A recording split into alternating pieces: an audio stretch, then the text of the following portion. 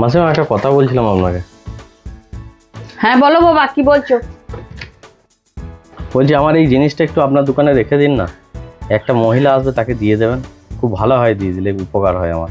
আমি বেরিয়ে গেছি একটু কাজে, আর জিনিসটা আমাকে মাত্র দিয়ে গেল, তো আমি আবার এখন বাড়ি গেলে আমার লেট হয়ে যাবে। আপনি যদি একটু রেখে দিতেন খুব ভালো হতো। ঠিক আছে, দাও, আমি রেখে দিচ্ছি। এই যে রেখে দেবো। ঠিক আছে। ধন্যবাদ মাসিমা। আর হ্যাঁ, একটা কথা বলতে ভুলে গেলাম, যে মহিলাটা আসবে সে যদি তার নাম পাপিয়া বলে, পাপিয়া সাহা, তাকে দিয়ে দেবেন, ঠিক আছে? অন্য কেউ যদি বলে, অন্য কিছু নাম বলে, তাকে দেবেন না। পাপিয়া সাহা নাম বলি, তাকে দিয়ে দেবেন। ধন্যবাদের কিছু দরকার নেই, পাপিয়া সাহা তো, পাপিয়া সাহা নাম বললি আমি দিয়ে দেবো। ঠিক আছে মাসিমা, অনেক উপকার হলো। আসছি আমি। ঠিক আছে, ঠিক আছে। মাসিমা, আপনার কাছে একজনে এসে একটা জিনিস রেখে যায়নি, ওই জিনিসটা আমাকে দিন। হ্যাঁ, জিনিস তো রেখে গেছে মা। তো তোমার নামটা কি বলো তো? আমার নাম পাপিয়া সাহা। হ্যাঁ ঠিক বলেছো, দাঁড়াও, নাও। ঠিক আছে, আসছি। ঠিক আছে, এসো।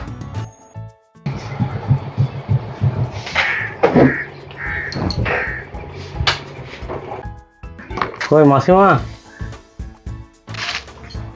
হ্যাঁ বলো বাবা, তুমি তো সেটা যাকে বললে দিতে তাকে আমি দিয়ে দিয়েছি।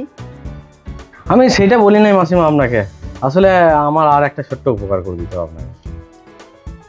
হ্যাঁ বাবা বলো, তোমার কি উপকার করতে হবে? না তেমন কিছু নয়, একটা পার্সেল আসবে, আমি আপনার দোকানের ঠিকানাটাই দিয়েছি, তো পার্সেলটা একটু রিসিভ করে নেবেন, পয়সা দেওয়া আছে আমার, ঠিক আছে? হ্যাঁ বেশ, ঠিক আছে। ঠিক আছে, তাহলে আমি ফেরার পথে নিয়ে যাবো, আপনি রেখে দেবেন পার্সেলটা, ঠিক আছে? ঠিক আছে, আমি রেখে দেবো।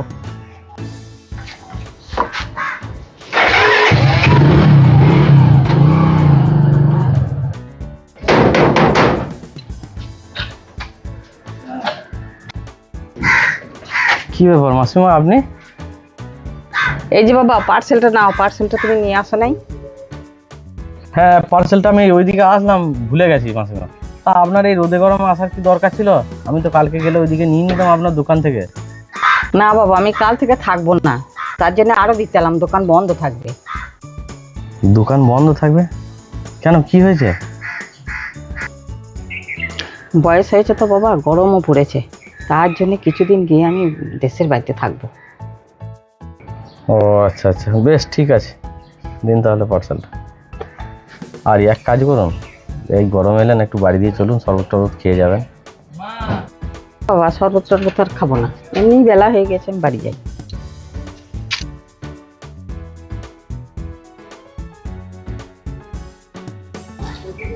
আরে মাসিমার দোকানটা খোলা মনে হচ্ছে।